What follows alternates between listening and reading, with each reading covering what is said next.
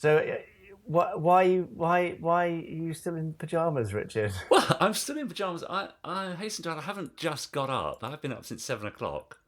But actually, I'm having some headshots done today. It's the bane of every actor. So I've just been ironing some clothes. In this heat, I'm melting! That's ironing some crazy. clothes ready for my photo shoot later on. So I'm going to hop in the shower after we've done this podcast. This is way too much information. No, go on. Have a shave, put some clothes on, and head on down to Kennington to have my headshots taken. Brilliant. And are you going for any particular angle? Oh, I'm going for the approachable, yet mean and moody, I think. Oh, that's a difficult one. Encapsulates where I am at the moment. Yeah, I think you can definitely pull it off, though. Yeah. Maybe, sort of comedy, but with a hint of darkness. That kind of look. So I'm going in a very bright, multicoloured shirt with a floppy tie and a fedora hat. Should we do pod 6? Yeah. Pod 6, here we go. 5, 4, 3, 2, 1. Let's get started.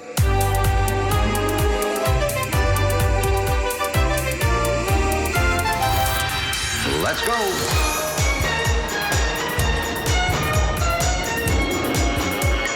Spectrum is green. The Gerry Anderson Podcast with Jamie Anderson and Richard James.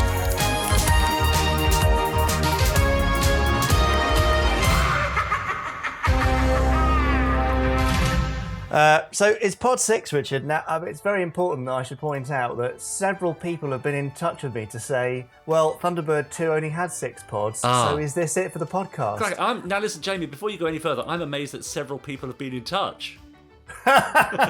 Full stop. Hey, we have now amassed quite a gaggle of wonderful listeners, so thanks for listening if you Great. didn't hear this. And what is your response to those that say, hang on, Thunderbird 2 only had 6 pods?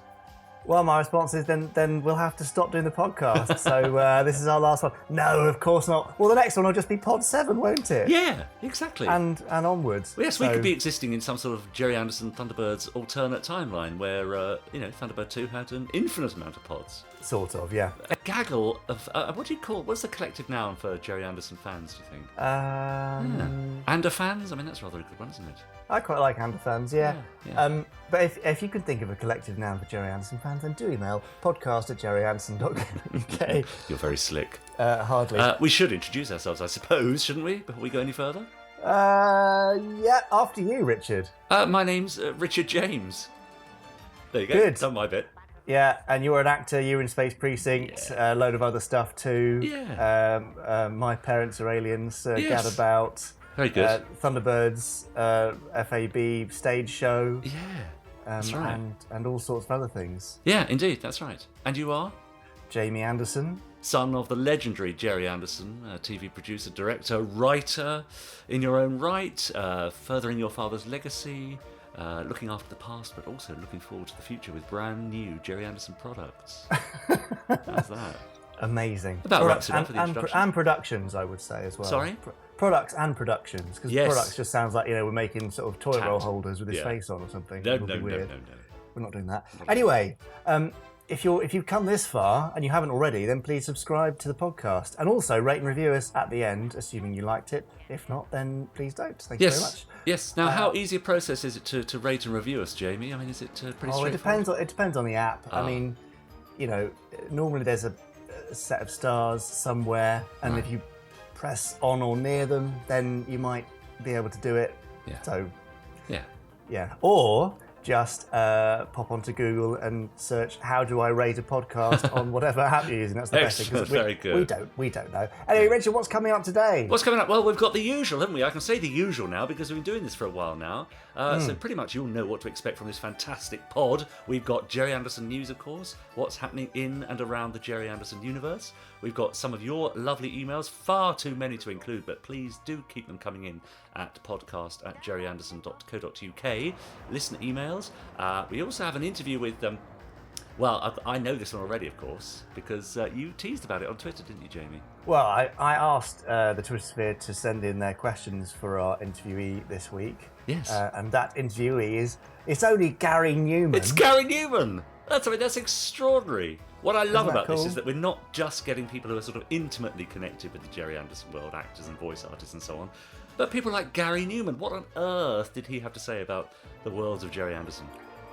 He had all sorts to say, which was really, really lovely. And I tell you what, I interviewed him in his rather nice hotel suite Lovely. in London. How He's swish. over touring and doing stuff. Yeah. He was so nice. I can't tell you, the guy is so busy. I mean, we had a slot which he extended, and then he literally had to answer the phone at the very end of the interview and go straight into the next thing. Wow. He's a busy man, but watching him gradually recall more and more details of all the Anderson shows, and this giant smile on his face, and him suddenly remembering extra details, it was absolutely brilliant. So I think, well worth listening to this one. I think Great, so you'll enjoy fantastic. it. Yeah, fantastic interview with Gary Numan coming up. I've got a little Gary Numan fact, actually. In fact, I've got a couple. Well, I'm sure everyone would love to hear them, Richard, so go ahead. Well, now here's something that Nicholas Briggs, of course, who many of you will know as being the voice of the Daleks from Doctor Who, but also producer, director, and executive of all this nonsense for Big Finish, purveyors of fine audio dramas. He loves to tweet this occasionally. I've seen him. It's the rather startling fact that Gary Numan is in fact older than Gary Oldman. Oh, that is a great fact. But secondly, he also, I don't know if he talks about this in the interview, he loves to fly. Yes, he did mention the flying, but only briefly. Go on, give me a Gary Numan flight Well, fact. now, where I'm sitting in my spare room is not so very far away from White Waltham Airfield, where I know Gary Numan flies from. Oh, there we go. So I may even have seen him pass over my house a few You know, times. That's do the you know- closest I've ever got to him. I also have flown a plane from White Waltham. Have you? Yeah. Well, I'm very feeling rather briefly. left out now. It was like a taster session Yeah. for people that want to become pilots. I mean, I could never afford to do it anyway, but Yeah. it was fun, and we did a touch and go thing where you touch down and take It's off rather again like and this a podcast, landing. Yeah, it's a good theme. Anyway, it's really interesting actually. The Gary Numan thing, we kept finding really interesting parallels between Gary's life and Dad's life. So that was a really nice thing. Anyway, you'll have to listen on for that in a little bit. Yeah, that's fantastic. And then, of course, we've got the usual randomizer from Chris Dale. And this is the section of the show where he is sat down in front of a random episode from a random Gerry Anderson series and chuckles and chortles his way through it and comments and makes jokes and generally takes the mickey a bit. Yeah, and now with his new companion, Marina from Stingray, who accompanies him on each adventure. She's less good at the reviews, unfortunately. Anyway, so there you go. If you want to be part of the podcast, email us, podcast@gerryanderson.co.uk. We've got loads of emails. We'll get through as many as we can today. Yes. But, we can do so many, otherwise the podcast would go on for several hours. Yes, indeed. None of you have that much time in your lives. You're all busy people. Yes, so please do rate and review and share with your friends as well. It'd be great to get to climb back up the iTunes TV and film podcast charts once more and give Love Island a run for its money like we did in the first couple of weeks with our first I've never, pods. ever thought we'd be saying that you and I, Richard, will be giving Love Island a run for its money. No, I know. But amazing that we can Do you think say that makes us cool and, down with the kids? I very much think that we're down with the kids, yes. Yeah, I think you could be right. Right, enough of that. What should we do now? Well, is there any news? Yes, it's the Gerry Anderson News. Hooray!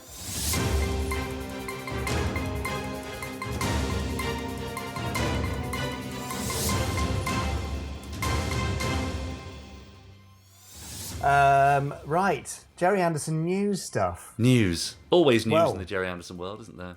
Yeah, there's always Gerry Anderson News. So AC, another of our intrepid international rescue agents, has put together a top 10 international rescues video Yeah. on our YouTube channel. Great, it's easy for you to say. It definitely is not. Anyway, it's got basically all the best rescues from Thunderbirds. Do go to the Gerry Anderson YouTube channel, have a watch, and see if you agree. I imagine there might be some level of disagreement. Oh, what do you think? But yes, but whether or not you're happy with the actual ranking, I'm pretty sure you're going to enjoy all 10 rescues. Yeah, oh, great. So head over there, youtube.com/Gerry Anderson TV. Lovely. On non-video related stuff, and back onto a little charity note here. Oh, yes. Yeah, this is on then. quite cool. Yeah, let's So hear massive congratulations from all of us here at the podcast and Anderson Entertainment, and I'm sure the wider world of Gerry Anderson fans, to Tony and his team, who converted a Vauxhall Zafira into Thunderbird 4 and drove from North Wales to Benidorm to raise money for Alzheimer's Society. Really? Yeah, legends. Fantastic. I know. It's an event called Benidorm or Bust, Yeah. which is a great name. Yeah. And yes, they love Thunderbirds so much that they converted this Vauxhall Zafira. They wore their Thunderbirds uniforms, their international rescue uniforms, and they drove all the way. Brilliant. I'm feeling like it's 1,800 miles on the road, something like that. Crazy. Amazing. Yeah. And at the time of recording, they've raised about £1,500 for Alzheimer's Society, which is brilliant. Oh, lovely. But if you would like to donate to their amazing cause and see some photos of their ridiculousness... Of course, who then wouldn't go want to to see that? Well, I can't think of anybody who would want to see that. So obviously you'll all now be going to gerryanderson.co.uk, looking at the news, and you'll see a picture of the four of them in the team stood in front of said Vauxhall Zafira Thunderbird 4. Great. Oh, I should add also that they added on bubble jets onto the rear of the Zafira, so you've got bubbles coming out of the outlets at the back of Thunderbird And this is 4. all perfectly legal and roadworthy, was it? I can't comment. I'm not a representative of the DVLA or any Yeah, no, of other organisation like But you that. say they've driven, was it 1,800 miles, did you say? Yeah. Raised 1,500 quid. It'd be great if we could get that up to £1 a mile, wouldn't it? Wouldn't it be lovely? Yes. Just Come on, not Anderson 300 quid fans. to do that. Yeah, and it's the Alzheimer's Society. Obviously, that's our kind of one of our main charities that we support because Dad lived with Alzheimer's disease for a long time and eventually died from it. So it's something that's very close to our hearts, and he was involved in raising a lot of money for them. So yes, if you've enjoyed Anderson stuff and you want to give back, head to the Gerry Anderson website and you can donate to Tony and Co.'s amazing Team Thunderbirds effort. Wonderful. Look forward to seeing those pictures. That sounds great. And also, some recently added posts to the Gerry Anderson website, which listeners may enjoy. Chris Dale, of randomizer fame, has done us a story about 10 times when international rescue weren't so heroic.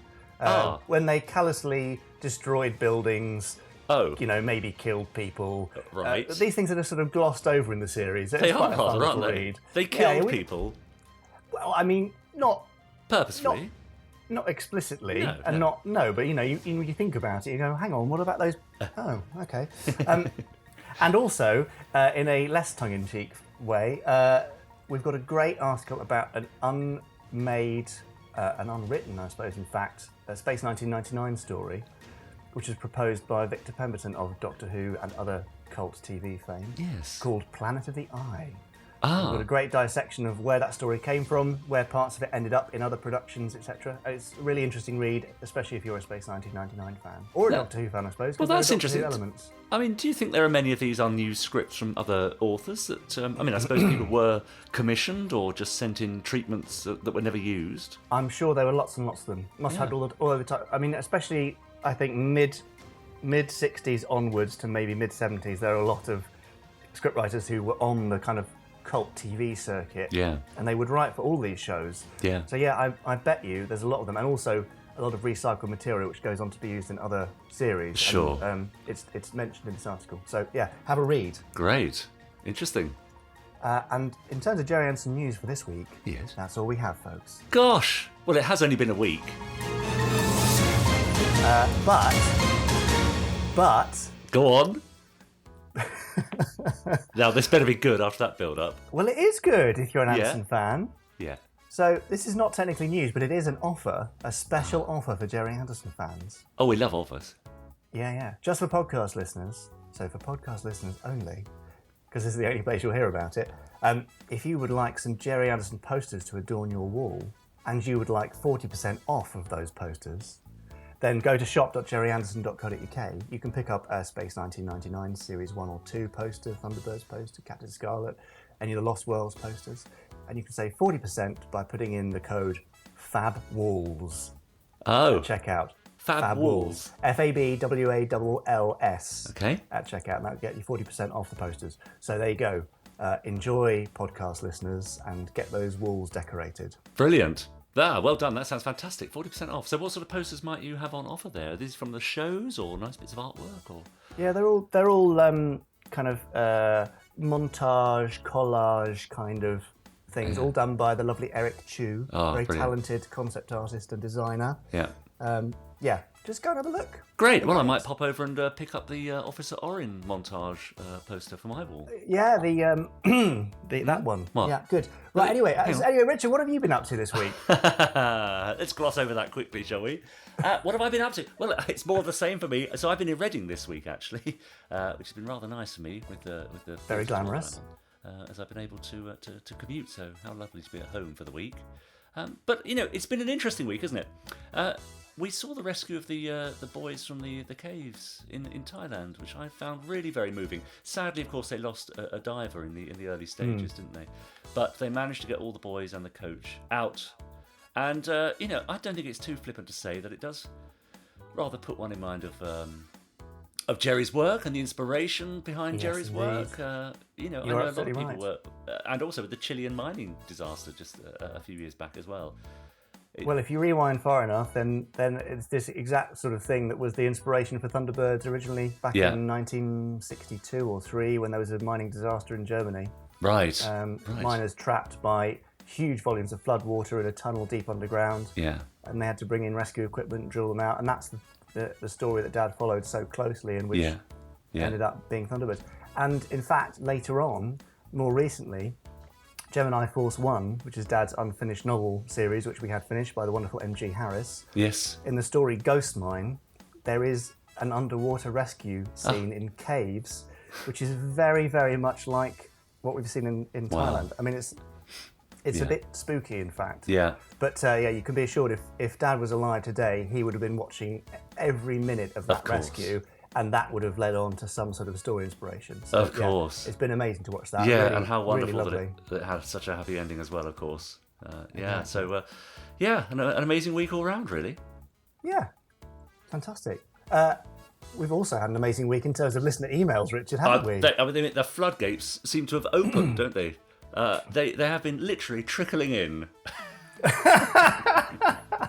No, we've had lots of lovely emails from people at home. People sharing their memories of their first Gerry Anderson viewing experiences. They've been sharing memories of their first Gerry Anderson toys. People wanted to say how much they enjoy the podcast, which is lovely, and a few questions too, which is great. So remember, if you want to get involved, you can send us an email to podcast@gerryanderson.co.uk. And you can ask us questions about the whole of the Gerry Anderson universe. We'll try to do our best to answer them, or you can just give us your thoughts and comments about what Gerry Anderson meant or still means to you.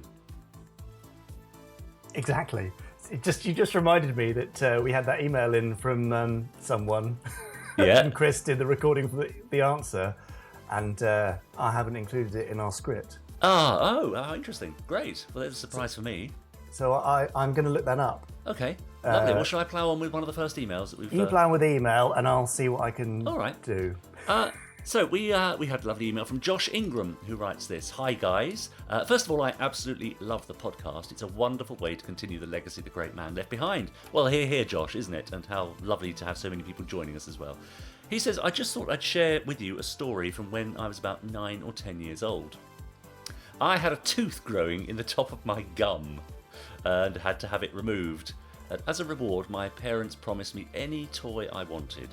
And the thing I wanted more than anything was a supersized Thunderbird 1, as at that time the reruns on BBC Two were on, and it was my favourite thing in the world. I loved that toy so much that my parents then got me Thunderbird 2, which included pods, and Thunderbird 3 for Christmas. So keep up the good work with the podcast. It really is great. Thanks, from Josh Ingram. Well, I mean, we've all had Gerry Anderson toys in our lives, haven't we? We've all yearned for the latest Thunderbird 2, or the latest Tracy Island, of course, which never seems to go away. The latest Eagle, Richard. Sorry? Or the latest Eagle transporter from Space 1999, Indeed, in fact, in your case. Yeah, indeed so, yes. I won't relate the story again as to what happened to that. But I love it anyway, but... yes. We were on our way, we were on holiday. We were on our way on holiday, and I had my Eagle transporter in a bucket in the back seat of our car. My sister was next to me, and she did get travel sickness occasionally. And, she vomited on my Eagle toy. So and actually, so much so that the acid corroded the paint off the toy, so it looked rather beaten up by the time we got there. I love that. I hope you had more luck with your supersize 1, 2, and 3, Josh. Yes. Now, I wonder if we could pinpoint that. He says he was 9 or 10 years old, and he's talking about reruns on BBC Two. Could be any time. Well, so it would have been 91 or 2001, wouldn't it? Yeah, right. So yeah. I'm guessing it'll be the 2001 rerun because I don't remember the supersized toys in the 90s. I might be wrong though. Yeah. Anyway, Yeah. Richard, I found the email Great. with the question which we couldn't answer as an example of a time when we can't answer a question because it's just too niche for us. Yes. We just don't know. Yes. So the question is from Peter Littman. You know Peter. Very well indeed. Yes, that's right. Yes. Peter, Regular now contributor. retired. Yeah, regular contributor and ex-school teacher and introduced generations of kids to the world's Gerry Anderson and his school in Westcliff-on-Sea. Peter says, "Hi, Jamie and Richard." Again, got it the right way around there. Thank you, Peter. Listening to you two in the podcast is so lovely because it's like having a couple of mates round for a cuppa and having a chat in the lounge and chatting about important things like the Anderson universe. Well, what could be more important? I mean, well, we're not the most sociable because it's a very one-way thing, isn't it? We're not, It is not very super chatty. Anyway, he said, "I've asked some very obscure questions, but hopefully this one is a little bit less niche." Well- I'm not so sure, Peter. Yeah. Space City Special surely had to be the final episode of Fireball XL5. It even has an end-of-term feel about it, with people receiving their awards, Steve Zodiac singing the theme, and an instrumental for the end credits, making it feel rather different. My question is, how come The Firefighters is billed as the final episode in the complete Gerry Anderson authorised episode guide? Is it merely a production issue? But Space City Special always, or was it intended to be screened last? I shall now go and put the kettle on for the next podcast. Best to you Yes. both, Peter. Excellent. Well, Peter, you say you hope this one is a bit less niche. I'm afraid it's not. No. But thankfully, Chris Dale is here to give you an answer to your question. And it's actually quite interesting because it gives us some insight into the production process and the difficulties faced when doing destructive scenes in puppet Thank you, shows. Jamie and Richard. So here we Hello, go. everybody. I hope you are having a wonderful day. And hello to Peter, who has sent in a very interesting question. Yes, you are quite correct. Space City Special is a really nice episode. I really like that one. As much as I'm not a huge fan of Fireball XL5 generally, it's probably my least favourite of the Super Mario Nation series.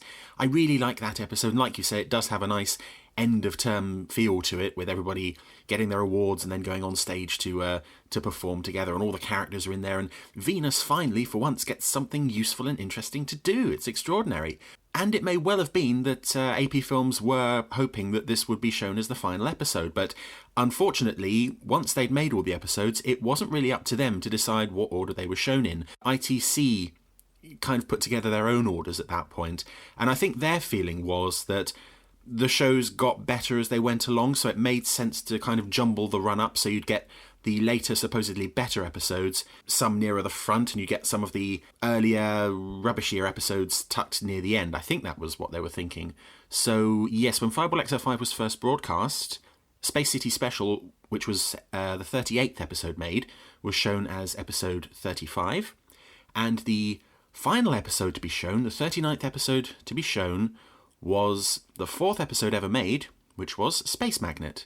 So obviously, if there was a plan for that to be the series finale, ITC had no knowledge of that or just didn't care. They did their own thing. So that kind of fell by the wayside. However, there is a very important reason why The Firefighters was made last. And that reason is...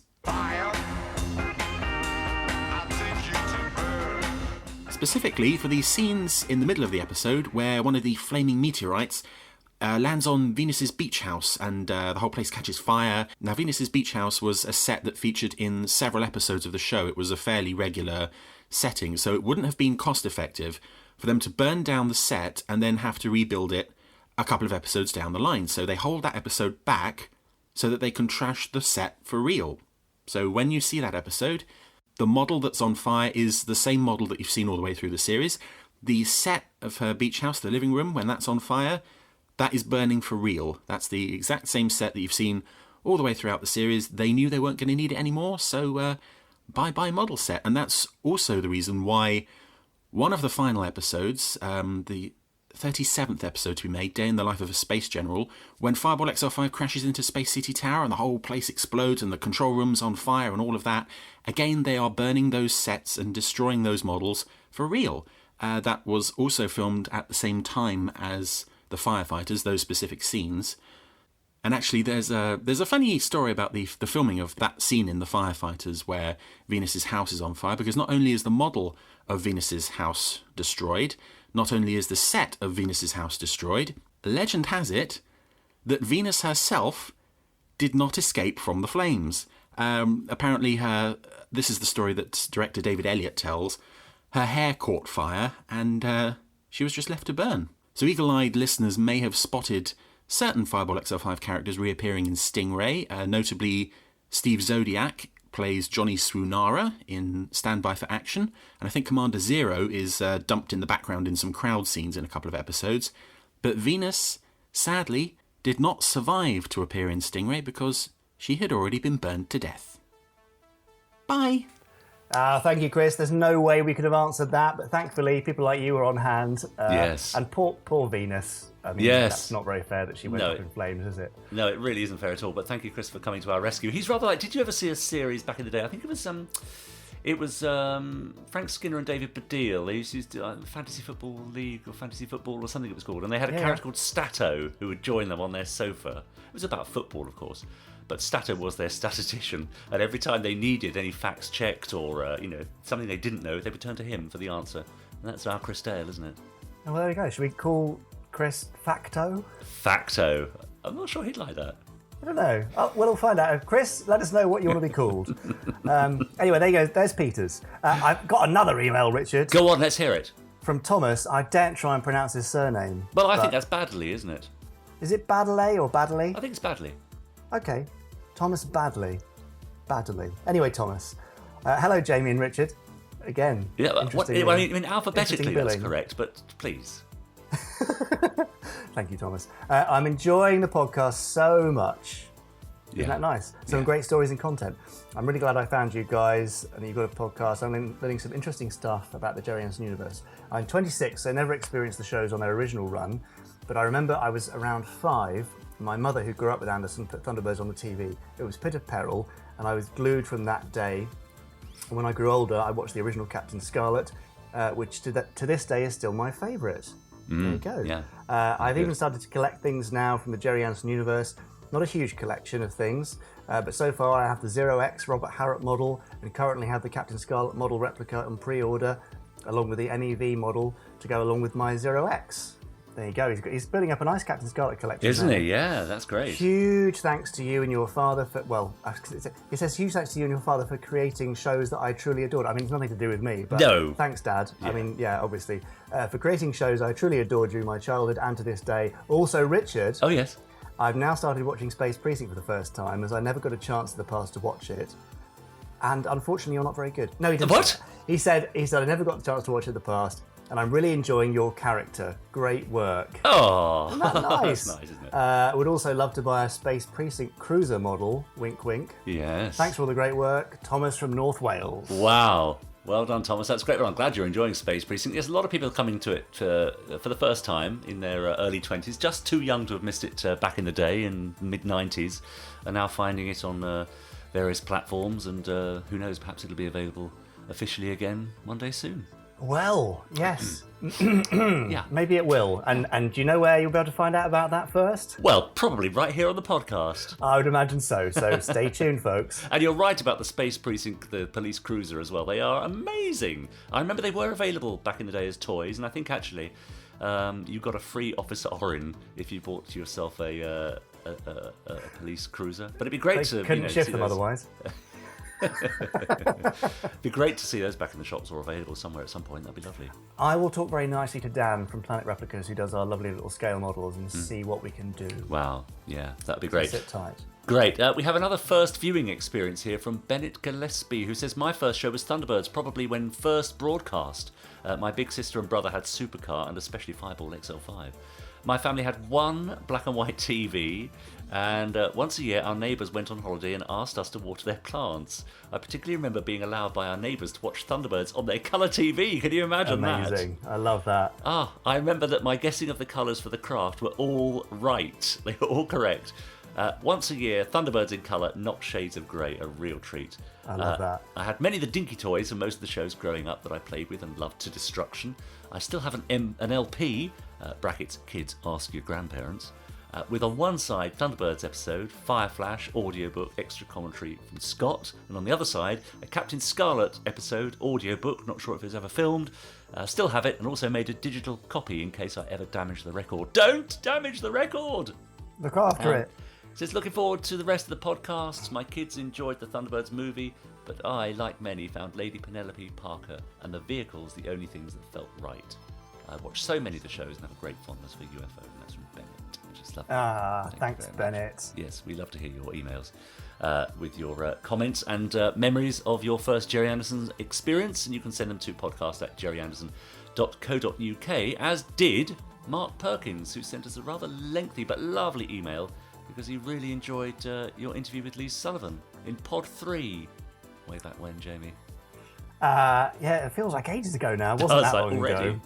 I know. No, Lee's so lovely. And in fact, we had quite a few emails saying how funny, hilarious and informative they found Lee's interview. I'm sure. So, nothing about my side of the interview, Well, no. obviously, but... Of course, but hear you every week, Jamie. Oh, that's true, yeah. That probably bored me now. Anyway, here's an excerpt from the end of Mark's email. Mark was interested in the discussion about what all the Gerry Anderson shows have in common. So he says, what makes a Gerry Anderson show special? The Andyverse. Lee's answer of the larger-than-life conceit, offices that sink below ground, cliff faces that drop away, an air base permanently flying at 40,000 feet was perfect. It all seemed to make sense from one amazing, overblown, larger-than-life world. Whenever I see that famous picture of Isambard Kingdom Runel, I'll now see Gerry Anderson standing there. It also made me realise that from Space 1999 onwards, this element was largely gone. It was a space opera, more about the people than the craft, and that, for me, is where my interest waned. Interesting. Yeah. So, there we go. Keep up the good work. My drive from Sheffield to Leeds once a week now has a new soundtrack. Cheers, Mark. Well, Mark, if you're driving right now, eyes on the road. Yeah. Hope you're enjoying it. Yeah. And thanks for listening. Yeah, Leeds to Sheffield. Or Sheffield to Leeds. I wonder how long that might take. Probably about the length of a podcast, I would think. Depends how long we ramble on for. Yes, doesn't that's it? true. Yeah, that's right. Yes. Yeah, very nice. Well, thank you so much for all your lovely emails. Again, we have so many that we can't read them out, but we do pick a few almost at random, or any that particularly tickle our fancy to read out on each podcast. So do send your emails for the next pod 7. Yes, you're more likely to be read out if you say something nice about Richard or his acting career. So there's a tip if you're desperate to get read out. And maybe put my name first in the dear... Oh yes, dear Richard, brackets and Jamie, or just leave me out and then you'll definitely get read out. Yeah, so send your thoughts, comments, questions to podcast@gerryanderson.co.uk, and we'll do our best to read them out. One thing I've been thinking about that you might want to send us an email concerning is I've had a thought about famously many of the Thunderbirds characters and puppets were inspired by the biggest movie stars of the time back in the day, apparently. So they say. So people like Lorne Greene, Adam Faith, Charlton Heston, Sean Connery, James Garner. Yeah, that's amazing. And famously, Brains was apparently modelled on Anthony Perkins. Yes, allegedly. Who, of course, played Norman Bates in Hitchcock classic Psycho. So I was wondering if they were to remake a marionette version of Thunderbirds, which actors would you see playing those puppet roles? So maybe one of the Proclaimers could play Brains these days, I don't know. But who would you put Or Michael Gove, perhaps. Michael Gove. Who would you put in the roles of Jeff Tracy or Virgil or Lady Penelope or Parker or Brains or the Hood? Who would you cast as the puppet versions of themselves in a new Thunderbirds marionette movie? Well, if I grew my eyebrows a bit, I think I could be the Hood. Yes, I think you could probably get away with that. Yeah. So do send your thoughts, comments, questions, and emails as ever to podcast@gerryanderson.co.uk. Right, that's enough on viewer emails because we're already massively over time. Oh, really? Yeah, it's time we go up for our interview, I think, Richard. Yes. Do you know, I had loads and loads of tweets and stuff from people wanting me to ask Gary questions, but Gary and I were just chatting for so long, I suddenly looked at my watch and went, oh, we've only got like a minute and a half left before your phone call. Quick, we've got to wrap it up. So we sort of got a few questions in there, and I had one bless him. I'm sure Nick Briggs won't mind me bringing this up. So Nick Briggs is a huge Gary Numan fan, and so he said, "Oh, you know, if you get a chance, just maybe pop in the fact that the voice of the Daleks is a big fan." Yes. Many of you may not know, Nick Briggs plays the voice of the Daleks. I didn't know that. He keeps that very quiet. Well, there you go. I know, he never mentions it. Bless him. Anyway, so I sort of segued into Doctor Who, and then Gary went, "No, I never watched Doctor Who. Didn't really interest me." So, Oh, that's harsh, isn't it? so I wasn't able to put in my little thing from Nick because it would have sounded a bit weird and hollow after that. Oh, dear. But on the plus side, Gary loved a lot of Gerry Anderson shows, had a lot to say. We discovered that Gary subconsciously was inspired by the looks of Anderson's shows and puppets for some of his iconic looks. So that was pretty cool. Yeah. Anyway, without further ado, Thank should the we go over Lord. all right. Should we go over to Gary Numan? Let's hear what he has to say. Here he is. My name's Gary Numan, musician. Been around for 40 years now, so I've been around for a bit. Yeah, I do electronic music, and still struggle to write good songs. and very self-deprecating. Yeah. I've noticed. Always learning. It's lovely. Always learning. Yeah, you remind me of you remind me of Dad quite a lot. Really? Yeah, because if he was ever asked to introduce himself, he would say, Gerry Anderson, and made a lot of kids shows, including things like Thunderbirds and that sort of thing. And he was very dismissive. So yeah, it's nice to see actually. So I'd read that you were born in London, and that actually you just told me that you didn't actually live there at all. But you did end up in school in Slough. Nearby. Is that right? Where was that? I actually went to a school in Ashford, Middlesex. Okay. I went to a junior school called Tarrant Farm in a little village called Stanwell, Middlesex, very close to the airport. And then I don't know if they still do it, but you used to do that 11+ exam. And if you passed it, you went to grammar school. If you didn't, you went to another school. And I passed that, so I went to this Ashford Grammar School in Middlesex, and I did all right for the first couple of years, and then I started to get really interested in girls, and it all just fell apart, really. So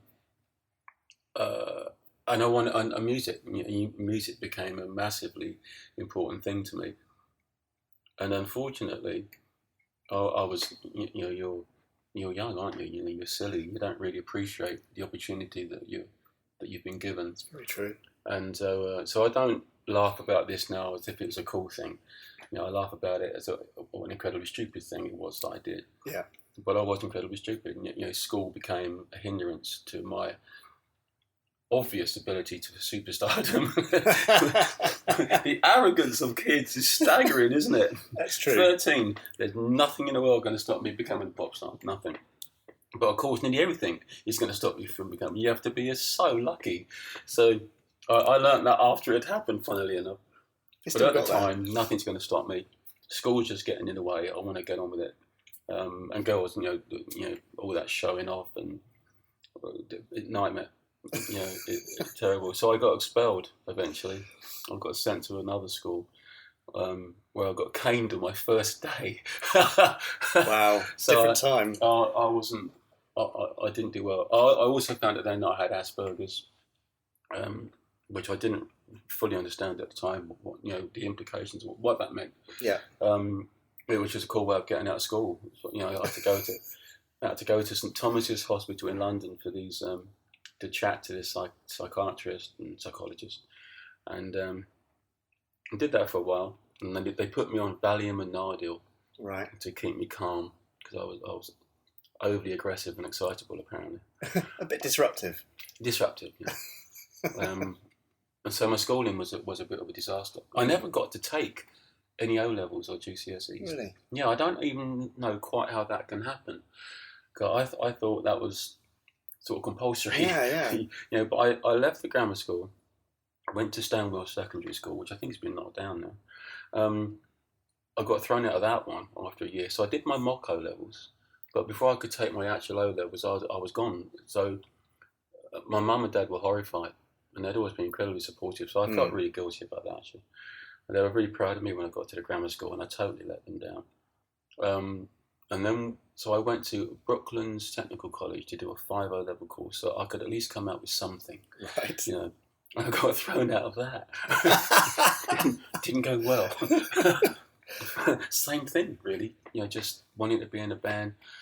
I just didn't want to be there. Yeah. You know? And even though I was doing it to try to make amends to my mum and dad, I did a very bad job of it. And so I never actually took an exam. So I have no qualifications whatsoever, but as far as school's concerned. Yeah. But at least I can sort of take some pride in the fact that I never actually failed any. I just didn't take them. I've never sat for like our level of GCSE. It's quite an achievement to avoid all that. Oh, what a great achievement that is. So luckily for me, I did all my learning by simply travelling and living, you know, and just, you know, I like to think of myself that I'm not an idiot. You know, I think I could pick things up as you go, but in terms of a formal academic education, I'm sadly lacking. Yeah, again, it's an interesting parallel with Dad. He was not quite as disruptive as you, but yeah, never really had that formal education. It was all kind of learning on the job. So it's nice. So during school days, if we go back to school days and growing up, can you remember your earliest Gerry Anderson viewing experience? Your first show? I was very young. I actually have a vague memory of the Supercar series. Yeah. I can't remember very much about it. I don't remember any specific episodes, but I remember there was Supercar. Yeah. And I was interested in that. I'd be too nervous to even sort of describe what I saw. I just remember it. I'm sure it was black and white. Oh yeah, it definitely would have been black and white. But I remember the first one I remember properly is Fireball XL5. Yeah. But for some reason I remember that in colour. I don't know if that was in colour. So I think I might have seen a comic version of it as well. So Fireball was shot in black and white. Right. But there was TV21, the comic, where there was a lot of... I used to get TV21. So that's where I would have seen it in colour? Yeah, that's it, yeah. Okay. Maybe it looked like a yellow flash and I'm struggling. Yeah. You're remembering it. Yeah. So and the front, it would come away. That's it. It's such a cool looking machine, wasn't it? It was very cool. Was it Steve Zodiac? Was he the name, the captain of it all? Yeah. Yeah. Well remembered. Fireball XL, what a great name. Do you know that was derived from Castrol XL? Was it? Which Dad saw in a petrol station and thought, XL's quite cool, if I stick a number after it, XL5, that sounds great. Do you know what? I got something from, they used, I don't know if it might even be Castrol XL. They used to do an advert and it showed oil slowly coming out of a can and it would say I think it said Castrol Liquid Engineering. Yeah. I nicked that for a song. One of my best known songs has got Liquid Engineering in it. We're connected. Yeah, I see another parallel. So, when you were watching Fireball, do you remember anything like the music? Because Barry Gray did a lot of Dad's music stuff. Is well loved by the fans. Brilliant, yeah. Theme tune I used to remember. I can't remember it at the moment. I used to remember the theme tune for it. It was a lovely song. I wish I was a spaceman. I wish I was a spaceman. That's it. That's it. Yeah. Isn't it amazing the things that stay in your mind? Yeah. So you watched that and you had the TV21 comic. Yeah. Did you carry on watching beyond Fireball? Yeah, Stingray next, wasn't it? Yeah. Excellent. Yeah, Stingray. I had a Stingray. I had a Stingray toy. Yeah. You could wind it up and go in my bath. You could drive around the bath. Stingray. I used to fancy Marina really badly as a kid. Yeah, quite a thing for Marina, actually. Really? That's where the thing with the girl started, that's like a distraction, is it? Yeah. Stingray's got a lot to answer for. Yeah, that was great. There's a lot of where the buildings come out, on the ground. What a cool idea. Yeah, Marineville, I'm calling battle stations. Yeah. And the enemy was those fish, fish submarines, and the what's that man with the great big eyes? Titan. Titan was the baddie. Yeah, brilliant. I loved all that. and phones, wasn't it? Phones are the navigators. I'm loving seeing all the little memories popping up on it, and the smile on your face, Gary. That's a nice thing to see. The thing about Fireball XL5 and Stingray, and everything that came after. The design of the machines was always so aesthetically pleasing. Yeah. They look so cool machines. I'm sure Supercar did, if I can remember it. But certainly 5XL5 and Stingray, just an amazing looking machines. And as a boy, it really sort of drew you into them. I really wanted to be a Stingray pilot. Whatever a boat person is, driver. But I really did. And it just it brought you into the whole world of technology and exploration and adventure, and it made it all seem exciting, but dangerous. It was amazing. But the design of the machines, my all-time favourite, two actually, Thunderbird 2, which are great choice. I love Thunderbird 2. I had one of them. I had several Thunderbird 2s actually, different sizes. Yeah. We had the dinky one, the metal one, the bigger plastic one. That small one. Yeah. It would come up on its legs. And but there was a much bigger one. Yeah. It was so big to me when I was a little boy. It was probably much smaller than that, but I remember it being bigger.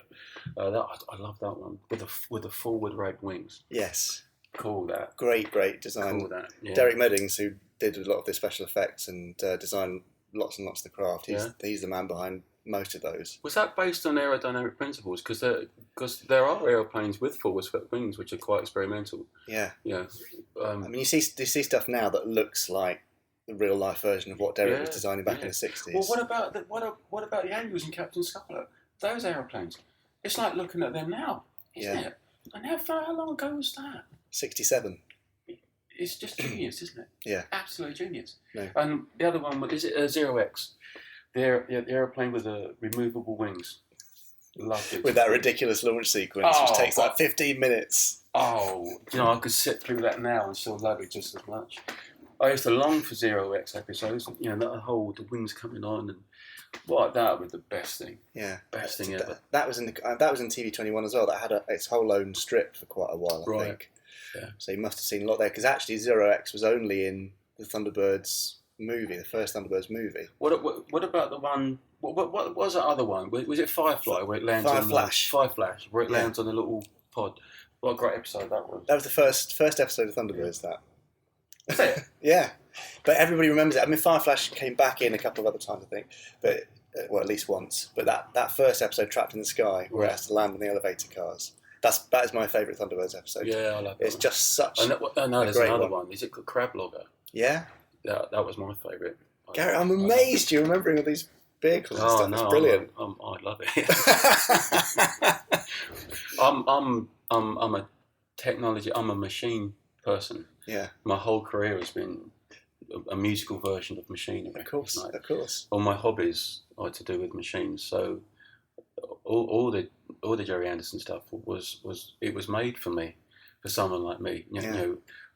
These phenomenal machines that can do such amazing things and look so cool. I love that sort of thing. I love aeroplanes. I love boats, actually, cars, obviously. Any sort of machinery. Anything mechanical is cool. Yeah. When I was a little boy, the best thing that my mum and dad could do was take me to the Bovingdon Tank Museum. I spend all day just walking around, climbing up and down tanks, and absolutely love it. Or the War Museum. I look at all the machinery there. Going to air shows when I was a little kid and watching airplanes. Yeah. And I became a display pilot eventually. Many years later, I used to do all that. Oh, fantastic. Leaps and stuff in old World War II airplanes. So, my fascination with airplanes and machinery is enormous. Yeah. Absolutely enormous. Gary, partly perhaps because of the Asperger's thing, and this sort of being more comfortable with machinery than I've ever been with people. Yeah. In all honesty. And so, and that was obviously happening way back then when those series were happening. That affinity with machinery was very, very strong even then. Yeah. Did you? I don't think you ever met Dad, did you? In passing, it's such a shame. I have a feeling you've got on like a house on fire because that part of the reason I think so many of those shows have all those technical aspects is he was absolutely fascinated by aviation in particular. Right. Yeah. So his brother was an RAF pilot, and he was shot down and killed in the war in '44. Really? And Dad became an RTO of the RAF just at the end of the war. And I think in one of his early days there, they had a plane come in to land, and its landing gear wouldn't come down, Right. and it had to do a sort of belly first landing, which obviously became the inspiration for that Trapped in the Sky episode later on. But yeah, he was obsessed. He had books at home that were sort of cockpit transcriptions of the dialogue during a long flight to LA or whatever. Yeah. I mean, I've got videos do the same thing. I do. That's amazing. Yeah. I love that. But you said about the kind of the Asperger's kind of fascination with stuff technologically. I meet a lot of fans who have Asperger's or somewhere on the spectrum who have the same kind of fascination. But it doesn't always just seem to be about the vehicles. It goes a bit further into the kind of the colour and the detail of the world and that sort of thing. Although I suppose you were watching the early days in black and white. Did you see Thunderbirds in colour? I was talking to my dad about this.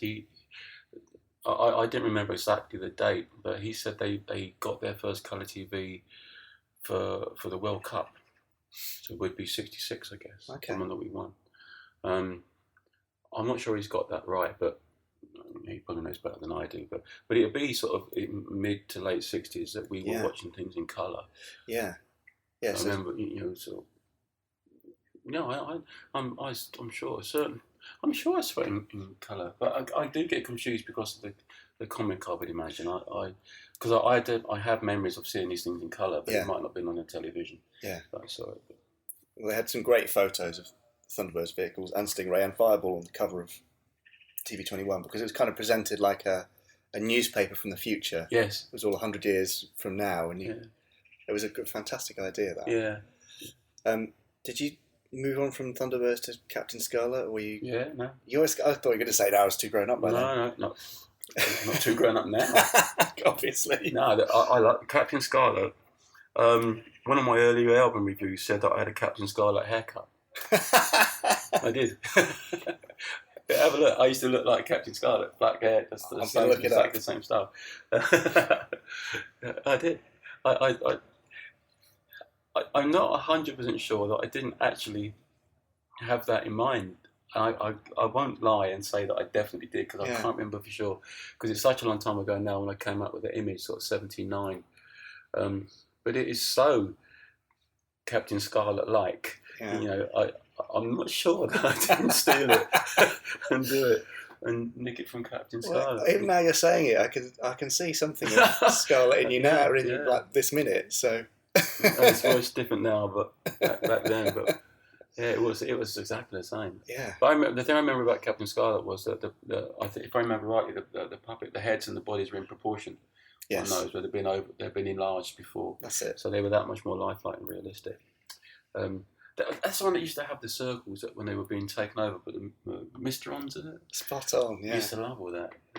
And was it Destiny Angel? Fancied her. See, another one from Marina. And you moved into real proportions now. It's a gradual process towards humans. I'm growing up. So. There's a lot of people whose first crushes were puppets, so you're not alone.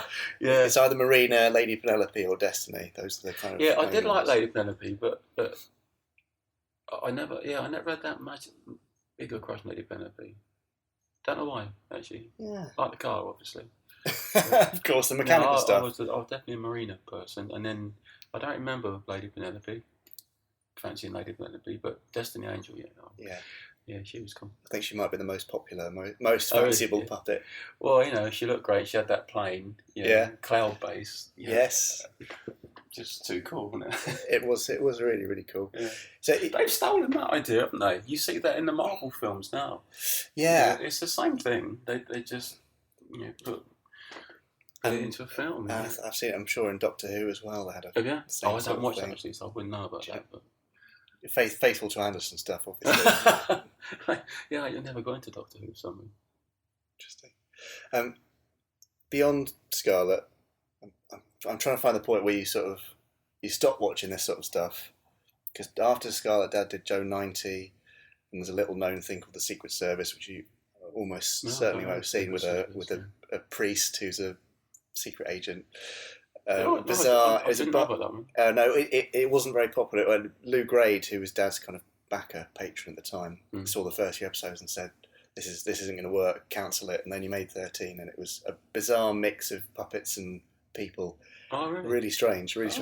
But then he went to live action with UFO and Space 1999. Were they ever on your radar? Yeah. Yeah? Yeah, UFO I love. Space 99 I really love.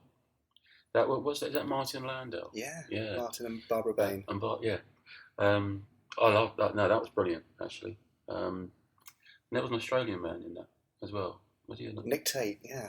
I can't remember his name actually. Yeah. It was because one of the sort of main characters. He was one of the main pilots. Sort of Again, brilliant ships. The UFO, they had the really cool cars. Who was the man? Was it? I always thought it was Peter Gordino. Peter Gordino was in there. The submarine captain. Yeah. It was Peter Gordino. He was a dancer, right? Yeah. I thought so. What's he doing in the TV show? I'm not sure the story of why he got in there, but I know he used to have the really cool vests. I stole that. My second single, I'm wearing that same sort of vest. Really? Yeah. I'm going to find these pictures. And I'm going to put them on the podcast notes for this episode. That's brilliant. Shameful. Well, no, it's evolution, isn't it? It's or inspiration. It's not theft. It's lovely that there's that connection again. Yeah, I still even then I had the UFO. The interceptors, the outer space interceptors with a big rocket on the front. The single missile. Yeah. One use only. I had one of them. I think there was a car. I can't remember. Yeah. I had loads of Thunderbird toys. Captain Scarlet toys. The SPV. Yeah. The white one, his name I forget now, with the little gold wing. The MSV. MSV. With a little crate. Come out. Crate of gold. So random. Yeah, SPV. There's the coolest vehicle, and sitting backwards to drive it. Yeah. What did you think about that? I mean, Dad thought it was a great idea because they were talking about at the time having people in aircraft sitting backwards, so that if it was a crash, it was a safer place to be rather than having to take that brace position. Yeah. But after they designed it and started filming, he sort of thought, if people watch this the first time, they're not going to understand what's going on and why he's driving the wrong way with his monitor. But I mean, it's a great idea. Yeah, it is a great idea. I'm not sure about the actual real world practicality of it or need for it. I understand the same thing.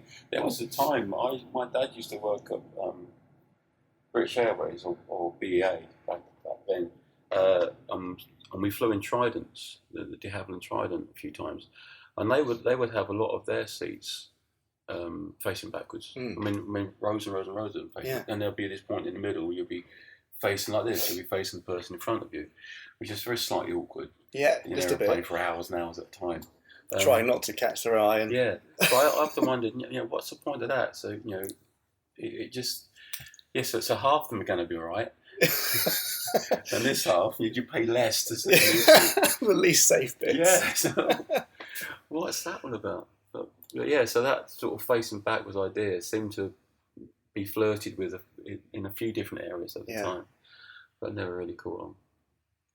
But a cool idea. It's a bit like Thunderbird too, I think, with the lifting body. That was the physics behind it, is that the body itself acted as the wing, and all the forward-facing things were just as sort of stabilisers. So I think Derek only came up with the forward sweep kind of quite late on when he was designing it. Yeah. Oh, it totally made it. Yeah. That was brilliant.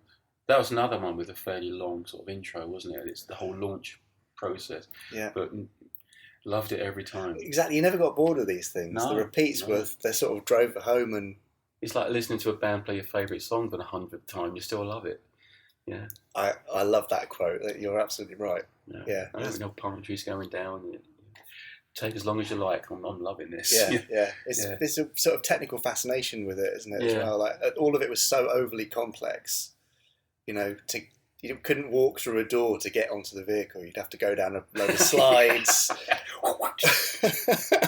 They can't have been that safe either. But it would just... It's brilliant. Yeah, they just were lovely ideas. All the pods slowly coming along. Yeah. That one. Yeah. All right. I suppose really by the time it launched, the emergency was over. Nobody's dead. There's an element of not being a very rapid response in these, isn't there? Yeah, because it does take so long. Yeah. And you think, I suppose the point of the palm trees and all that was to disguise the fact that there was this great big machine hiding in the mountain. You know, if you just, guys just think, well, why not just put the palm trees further out and not have to do that? But we'd have given the game away, wouldn't it? There's a great big thing there rather than some small little aeroplane. Yeah, exactly. People thinking, why is that runway so wide? Yeah. But, yeah. I'm pretty amazed at the end of it that it could just tip itself up and still actually get airborne. Oh, you feel like it would just tip off the end of the ramp? Yeah, that's really great though. Great. Yeah, there's a Thunderbird 2 scene that it kind of freaked me out as a kid. It's where Thunderbird 2 crashes. It comes in and it's sort of on fire. It lands back at Tracy Island and bounces along the runway. Yeah. Do you remember that? And Yeah. And then they have the sort of fire extinguisher things at the end of the runway that spray it with foam, and poor Virgil's terribly injured. Like for me, that was kind of. Even now, it makes me feel slightly anxious thinking about it. It's a puppet sequence I've seen hundreds of times, but isn't it amazing how these things just stick with you so firmly? I love that. You didn't see the machines get damaged very often, did you? Not in Thunderbirds, No. definitely, but in Space 1999, an Eagle crashing pretty much every week, an Eagle be blown up. They must have had hundreds of those Tremendous things on the supply, moon. yeah. Yeah, they did. Yeah. The music on things like Space 1999. Is it more of a visual memory for you, or do you remember the themes and stuff? Yeah, I don't remember. I remember theme tunes. Yeah. I don't remember that much about the incidental music, while the episodes were progressing. Yeah. But people often talk to. I'm sure they talk to all musicians about it. You know, they will ask you about where you get inspired from and all that, and with the assumption that it would be other forms of music. And it very rarely is. It's quite often things like Gerry Anderson shows. You know, for me as a kid, the amount of inspiration I got from that, visually, aesthetically, image-wise, enormous, absolutely enormous. It fed me creatively in a huge way as I was growing up through my sort of early teenage years and so on. And even now, to this day, the amount of inspiration I get from music is minimal, absolutely minimal. Interesting. It's from books, from TV, from conversations, from life. You know, it's from all over. And I think to genuinely be a creative person, you need to be very much like a sponge. You're sucking things in all the time. Sometimes on purpose, you're out looking, and quite often not. But you're listening and sucking in things all the time. And it's amazing where ideas can come from. Yeah. You know, the most obscure things. I remember an entire visual concept for an album came from a road sign I saw when I was travelling in Germany. You know, just these couple of red stripes. And it became an entire album cover image. Even now, to this day, we still go back to it at certain points. Yeah. And I know the outfit, I think. Yeah, one road sign at some roadworks on a in Germany. bypass in Germany somewhere. Yeah. Amazing. I got a song once from.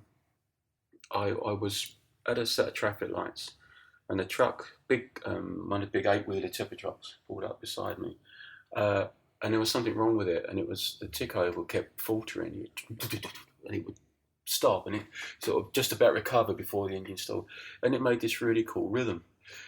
And I remembered that, and I was driving home, so I tried, I decided to sing it in my head, and when I got home, sang it into a cassette player to remember it, and that became a song. You know, so it's everywhere. Yeah. You know, it's just I see it as inspiration is like they're like sparks floating around that ignite your imagination, and so hopefully, if you are genuinely creative, the things that you put out are very rarely just copies of things that you've heard or seen, but the sparks from those things that you've seen, they ignite your own imagination, then it takes you somewhere else. So you can, if you're honest, you can always trace it back, or you can often trace it back to the thing, and I think you should always acknowledge that. and give credit to where you got that thing from. But hopefully you're able to turn it into something new, and so it just keeps on moving, and you take it somewhere else, and in that will then inspire somebody else, and it's this, positive cycle of furthering things. There's a man, well, 9 Inch Nails actually, Trent, who I'm a massive admirer of.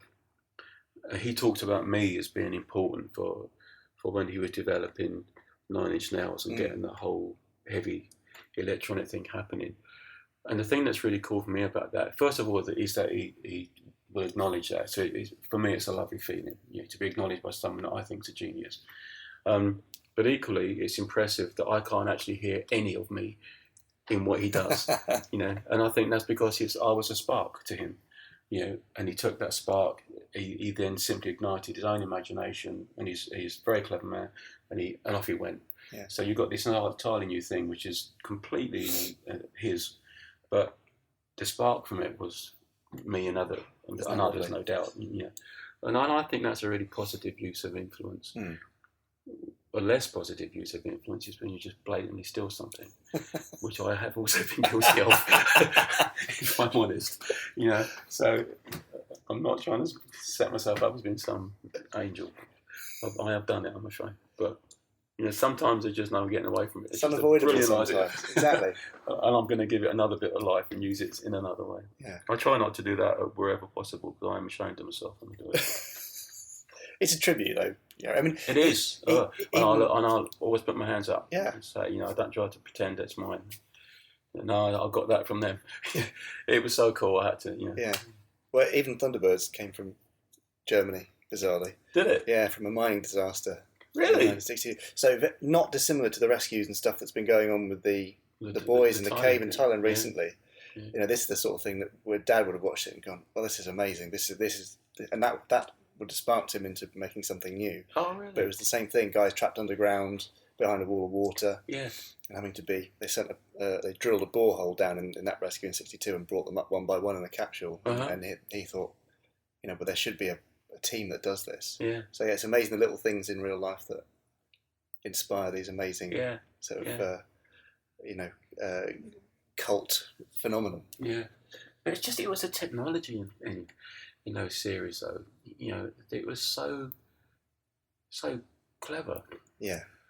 And so forward thinking. It was. I just thought it was brilliant, and even as a kid, it used to strike me. Why can't they have these things? But why isn't any of this real? Because it all looks like it would actually work. Yeah. The mole. Yeah. It is real. Yeah. They've got them. The mole's probably one of the most direct things from that rescue in Germany. Yeah. Because they're drilling the hole down and rescuing them. Brilliant. I love the mole. That's another fantastic invention. Yeah. If you had to pick a favourite Anderson series or character, could you do that? Is it too hard a question? It is a hard one. My favourite in Thunderbirds used to be Virgil, because he was Thunderbird 2 pilot, and Thunderbird 2 was my favourite machine, so I had a real thing for it. He was also an artist and musician. He played the piano, Gary, so that's why I think he was really well-rounded, I think. I've forgotten that. Yeah, so Virgil would be... But then, then I did have a Captain Scarlet thing as well. And obviously I'm putting Destiny and Marina to one side, because that's just sexist. and Steve Zodiac from before then. But I would... I don't know. I think Virgil. I found Captain Scarlet, very impressive. Obviously very good looking. But Virgil, I'll go for Virgil. Yeah, if you fly Thunderbird 2, you're the coolest man on the planet. That is an excellent choice. And very briefly, because I know we're running out of time, Gary, I don't want to keep you too long. You've got your daughter singing on my middle one, Persia, the middle one. Yeah. How do you feel about that? I only asked because when I was young, I said I wanted to do what Dad did, and he really didn't want me to, because he said, it's a tough industry, people aren't very nice. I want you doing something respectable and decent. And it was only in very, very late on in his life that he said, actually, it's a shame I didn't welcome you into the family business, and now I'm trying to do what he did and carry on his work. Right. But how do you feel about your daughter doing that? Oh, I'd love them to do it. I'm all for it. I mean, I'm encouraging them as much as possible. But if they don't want to do it, fine. I'm not pushing them to do it. I'm encouraging them to do it. They come out on the road with me as often as possible. Persia has now done 20 shows, from festivals and big places down to little bars and things in countries. She sang at Montreux the other day. Great. Most of her friends are in the business, and so she's surrounded by it. She's an amazing little singer. She really I hope they go that way. I'm there to guide them through the nastier side of it. So there is things about it. I think you have to be incredibly resilient and tough mentally to survive in this. And if you're not, you're going to become a drug addict and a drunk, and you're going to fall by the wayside. It is a very, very destructive business. It's very harsh, very brutal in its criticism of you, incredibly unforgiving. When your career starts to falter, it's like 1,000 arrows just suddenly come at you from the people that loved you yesterday. Yeah. You've really got to be hard. And I've been all through that. Yeah. All the ups and downs of that. The career's been very, very up and down. So I know that's coming for them, and I don't envy them that at all. But I'm there. Yeah. I'm there to guide them through that and help them and be that rock that they might need at certain points, certain times, and to warn them what's coming. And, so they're in a great position, really. They're in a good position that they've got a good background, and a good understanding of it, and a credible person to guide them through it, that has genuinely been through it before. But I really don't care. They're all massively into animal rights and global warming and saving the planet, and all. They're good kids. So if they go off in that direction, I'll be absolutely happy. I really would. I just want them to be happy. Actually, do you know what? That's all I actually want. Yeah. Be happy. If you were just going to go work in McDonald's and you're happy, then great. I think that's probably a good message for everybody, actually. Yeah, they go to a school called a Rudolf Steiner school, and it's all about keeping them children longer, gentle and protected somewhat from the ravages of the world. Yeah. Don't let them grow up too soon. Let them be kids longer. And I think it's important. I don't want them to grow up too quick. Yeah. And I do just want them to be happy. My whole reason for living is to build them happy lives, happy memories. When you look back on your childhood, I want it to be something you smile about. Absolutely. I love that. Gary, I can see my time with you ticking away very, very quickly. Just very, very briefly, what are you up to now, and where can people find you? Want to find out more? I'm here until middle of August. In and out from here, middle of August. Katie at Fear PR knows where I am all the time. I'm touring off and on now until December. Brilliant. And a website people can find you at, or Twitter? GaryNuman.com. Twitter, I think it's Gary Numan Official. I can't even remember. I think it's Facebook, Numan Official. Yeah. All that usual. Is it Numan Official? We'll put your things in the show notes, though. I don't know what it is. Gary, thank you so much. I love that. Brilliant. Nice man. Cheers, man. Thanks. Wow. I wish we'd had more time. Yeah. Because there was so much to talk about, and incredible. I cannot convey how lovely it was seeing this incredibly broad smile on Gary's face every single time he remembered stuff. Remembering these incredible crushes he'd had on Marina and Destiny Angel, remembering individual elements, and also that thing about remembering Fireball XL5 in colour, even though it never was in colour. That's funny, isn't it? Funny how we sort of conflate all these things together, and the fact that he'd seen these photos of Fireball XL5 or the comics of it and mushed them all together, and in his mind Fireball XL5 was now in colour. Yeah, no, that's amazing. Also interesting how he based some of his sort of stage persona on Captain Scarlet, I think he mentioned. Yeah, and the slide over crewing UFO. That's IP theft, isn't it? Isn't that intellectual property theft? You get your lawyers onto him, perhaps? I mean, technically. Just a small percentage of his vast earnings wouldn't go amiss, would it? No, you know what? He's such a nice man, we probably won't do that. No, we'll let him. Anyway, it's not up to us. Anyway, thank you, Gary, and thank you also, Katie and co at at Gary's PR company who arranged that for us at very short notice and managed to squeeze me in because he was so busy. He was literally going from interview to interview to interview. Yeah. So bless him for being part of that. Great. Thank you, Gary. Yes, lovely. If you want more things like that, then you should definitely subscribe to this podcast because although we've got some people who worked in Gerry Anderson series as voice artists, etc., coming up in the next few weeks, we also have more kind of celebrity guests who are just fans of the shows and have lots of interesting stuff to share like Gary did. Yeah. So do subscribe. Indeed. And also, it's probably worth saying, of course, that we would love your views in audio form. So this is a podcast. It would be great if you could, rather than sending us, just a typed email, if you have any thoughts you want to share with us about your Gerry Anderson experiences or memories, do please record them on your phone and pop them in an email to us to podcast@gerryanderson.co.uk, and we'll play them out during the podcast. We absolutely will, and it saves us having to read things out. Yeah. Reading's not my forte, so if somebody else could do it, that would be brilliant. Exactly. Is it time for the randomizer? I think it probably is. Chris and his intrepid companion Marina are off to another location this week, somewhere that'll be familiar to Thunderbirds fans. And let's see what episode comes up on the randomizer. Here we go. Good luck, Chris.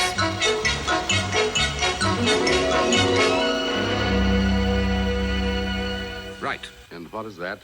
Well, I'm very glad you asked, actually. This is something pretty special. This is the randomizer, which Marina and I use to watch random Gerry Anderson episodes. Would you mind if we record this week's episode here in your lovely control tower today? Fantastic! That's just about the most fantastic scheme I've heard to date. So, was that a yes? May I remind you how to speak to your superiors? Oh, no, sir. No need for that. No, you are Commander Norman, controller of London Airport, a man whose reputation, if I may say so, definitely precedes him. What's that, Marina? Oh, no, I said not to mention the air safety record. No, it's fine. Shh. Anyway, sir, we were hoping that this week we could ask you to press the button and select an episode for us. I do my best. Oh, that's all we can ask, really. Your best, well, that should hopefully be enough. That's it, yes, you just press the red button right there, and after a few moments we get a printout with an episode selection on it. You've got a hand in the Hackenbecker. Who? Oh, yes, of course, yes.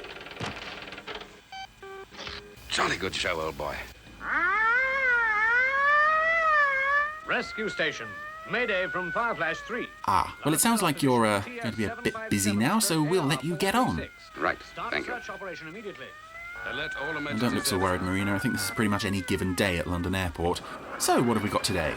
Oh, well, there's a series we've not yet seen on the randomizer, isn't it? And it's an episode I seem to remember being quite good.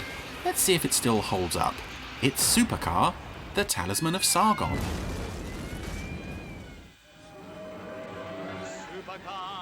Now, I'm going to be honest right up front and say that Supercar is not an Anderson series that I put on very often. I think if I said that I haven't seen an episode in 5 years, that's probably somewhat optimistic. It's not my least favourite Super Marionation series. I think that honour would probably go to Fireball XL5, as much as I did love that as a kid. But I think this is, along with things like Twizzle and Torchy, maybe not so much Four Feather Falls, I look at this more as a piece of history rather than as a piece of entertainment in its own right, which may be a bit of sacrilege to people who grew up with this. I was born in the 1980s. I did not grow up with this, but I do remember Talisman of Sargon being one of the better episodes of the original series. And what do you think of that? Which is probably in no small part due to the fact that we have the wonderful Master Spy and Zarin on the scene causing problems. I think this is the first episode of theirs that was filmed. It may not have been the first that was shown, but they are such lovely, grotesque characters, these parodies of Sidney Greenstreet and Peter Lorre. And in any case, all my reference books are here. Something I really admire about this series, particularly in the first season, is how it doesn't talk down to its audience. Obviously, this is a show aimed at children, but two of the 5 main hero characters are elderly professors, and there's a lot of scientific jargon and historical fact being thrown around, but it's not being done in a way that sort of puts kids off. It also is an obvious nod to the parents watching this, that there is enough going on at a child level that the kids can understand it and enjoy it, and there is also something for the adults, in particularly in the antics of Dr. Beaker. He is a lovely character, superbly brought to life by David Graham, I think, but also Hugh and Martin Woodhouse, who wrote most of the episodes in the first season, did a lot, I think, to establish this show's identity, and it's kind of interesting that on the second series, where they, for some reason, nobody seems to know why, they weren't invited back. I think the second season is very much more a kids' show, whereas this is definitely a family show that works on both levels. Something else I love about Beaker as well is his complete obliviousness. Is that a word? It is a word now. How oblivious he is to obvious traps and threats. He is so constantly always thinking. His brain is always engaged in matters of science and intellect, but he completely misses the blindingly obvious, and probably leads the supercar team into more traps than either Jimmy or Mitch do. But we still love him anyway, don't we? But on reflection, I think he may have been Master Spy. There's just a chance you could be right. I think it might have been Master Spy. Which again begs the question, why does nobody recognise Master Spy? He is not the greatest master of disguise ever. Charging for attention. 5,000. 7,000. And something interesting with the supercar launch sequence in regards to later launch sequences is that in most episodes it always seems to be specially shot. They would never rely on stock footage as much. Okay, that's stock footage with the engines launching, but the bits of the characters are usually episode specific. I suppose that's because they have dialogue, unlike, say, the launching of Thunderbird 2 or the launching of the Shadow Interceptors or the Angel Interceptors or whatever. And it must have been a lot of trouble to go to every single week to re-record the exact same material in a brand new way. I do love that shot of the hangar doors opening, the roof doors I should say. Now when I say that I tend to look at this show more as a piece of history rather than something that I can put on and enjoy, I'm looking at this now and wondering why that is, because the production values are perfectly fine, the same as they were on Fireball and even Four Feather Falls. There's nothing absolutely spectacular, but they are perfectly decent. I think maybe it's more I'm drawn to the more special effects heavy series from, say, Stingray onwards, but the characters are all lovely, well, except for Jimmy and Mitch here. But yeah, I think also I'm not really a huge fan of the overly caricatured puppets. Mike's a very nice character. Master Spy and Zarin are. Jimmy is just ugly. Popkiss tends to look like he's on something, but in a good way. He's got a nice smiley face. Beaker, I really, really like the character. I really, really like David Graham's performance, but something about the face, the huge bulging eyes, is a bit unsettling, which is a shame because, as I said, like otherwise he's a really nice character. Gee, this place scares me. You're not sorry you came, are you, Jimmy? No, sir. It's just... No, we're going to die, sir, but I'm really glad I came. Oh, what is wrong with his nose? He looks like someone's been punching him in the face.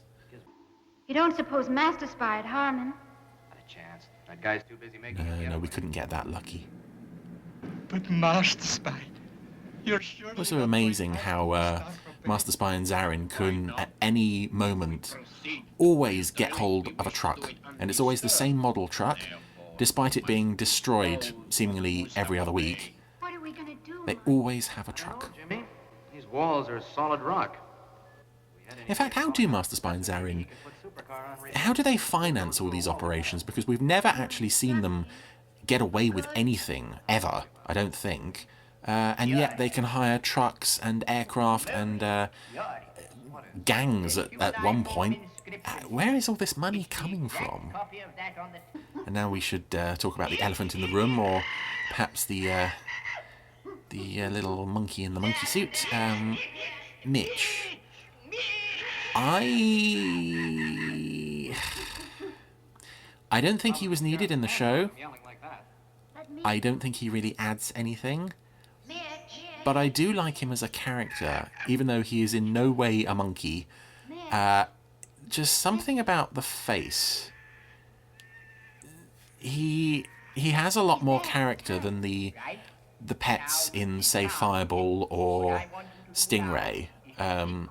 Zuni is a bit just... ugh. And Oink is, I think, barely a character. He was dropped very, very quickly from Stingray. Mitch was kept around for the entire series. And it's nice when he's used in episodes like this where he helps solve the problem. But very often he just kind of turns up at the end of an episode to do a silly thing, or particularly in the second series, he will get the supercar team into trouble, or get himself into trouble, and that's the whole story. I tend to assume that this is not actually a monkey. This is just some strange person who dressed up in a costume and got adopted by Jimmy. I also like, again, this is another great David Graham performance. I love the sort of manic, barely restrained rage that Mitch exhibits sometimes. I find that quite funny. There must have been a sandstorm while we were down in that tomb. Oh, how fortunate that it happened while we were down in the tomb. We didn't have to show it. Not that I doubt they would have tried to pull off a sandstorm if they'd needed to. And here is old Professor Popkiss has fallen asleep at the desk. It's a shame that Popkiss was never really used as much as some of the other characters. He is usually just left behind at base to man the console. He's a nice character as well. Like I said, very, very cheerful, very jolly. He only occasionally went out with them on their adventures, which is a shame. He's very nice. Are you in trouble, Mike? I'm a bit worried about the intakes, Professor. If they're choked with sand, we'll overheat. But let's try her. Well, take it easy. Roger. This is something else that is unique to supercar launch sequences. There's a lot of, for lack of a better term, fretting. There's sort of, oh, Mike, you must remember to do the thing before you do the other thing. Or, okay, Professor, I'll do the thing, but if I do the first thing, then it might upset the second thing. Ah, but Mike, if you do the first thing, then the third thing will automatically cancel out the second thing. Okay, Professor, let's give it a try. It just kind of goes on like that for a bit. It's, I think they must be covering the fact that they can't, or at least they feel they're not able to really show much in the way of action or a launch sequence. I think very quickly they probably realised their capabilities probably exceeded their own expectations and they really could do some impressive stuff. You know, Professor, that thing must be thousands of years old. I wonder if it really did give old Sargon power. If people thought it did, then it probably did. I do like that as well. It's like, can we comment on the truth of this legend? Well, if it meant something to somebody, then who cares? Well, that was Talisman of Sargon, and it has made me think, yeah, I've probably been remiss in not looking at this show for as long as I have. It does show the strengths of the AP film setup at this point. Probably from the first half of Supercar, this is easily one of the best episodes. It doesn't have too much of the kid-friendly nonsense that would creep in later. I've really enjoyed actually coming back to this and meeting all these characters again. And I'm looking forward to landing on some more Supercar episodes in the future. Oh, Supercar. Yeah, very nice. An oldie but a goodie. A real oldie, that's right, yeah. I feel like I'm being a bit harsh, but I don't feel like, I know. Well, hang on. I mean, okay, so Supercar was Dad's first foray into science fiction and puppetry. Yeah. So there's lots of cool stuff in there. Yeah. But I don't feel like it's aged as well. I mean, Chris agrees, really, that it hasn't aged as well as the other shows. It hasn't, but from my point, I mean, I haven't seen a lot of Supercar, it must be said, but it seems to me the idea of it is quintessential early Gerry Anderson. Oh, very much so, yeah. Yeah, I mean, it's got the hero pilot, the tech, the kind of rescues and the baddies and all that sort of stuff. I mean, Master Spy is obviously an early kind of version of the Hood. Right. So, yeah, there's a lot of stuff going on there. Sorry, that's just my phone buzzing. But I must say, in the last couple of episodes, in the last couple of pods, I've been rather scathing about Joe 90. Yes, you have. And I felt so bad that I actually went and watched a couple of episodes of Joe to kind of make sure I wasn't being too harsh. Yes. And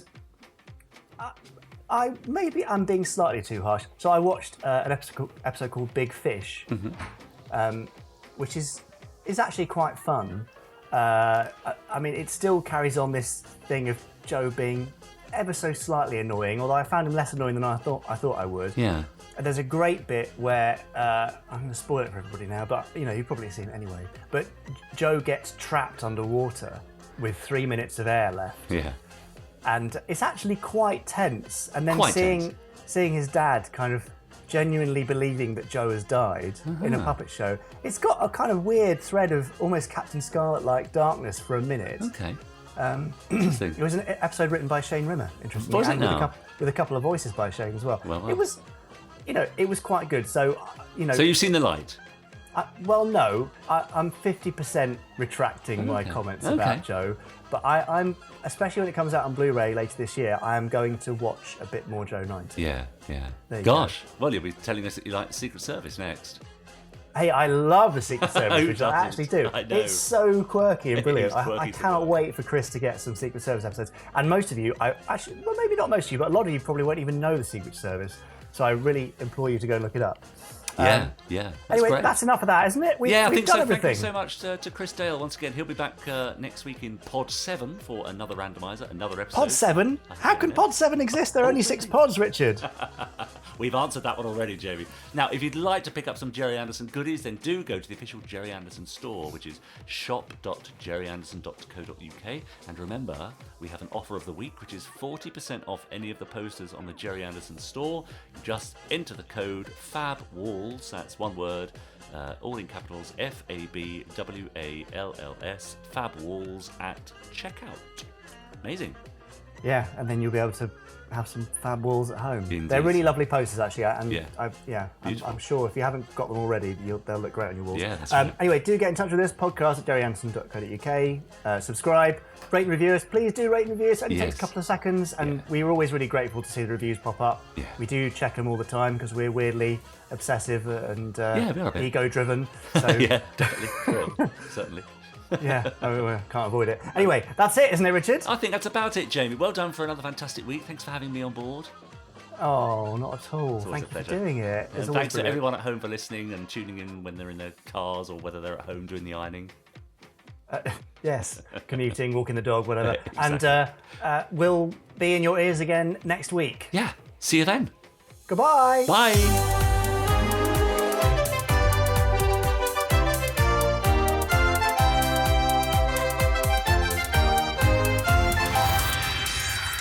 Stage 1 complete. Let's go.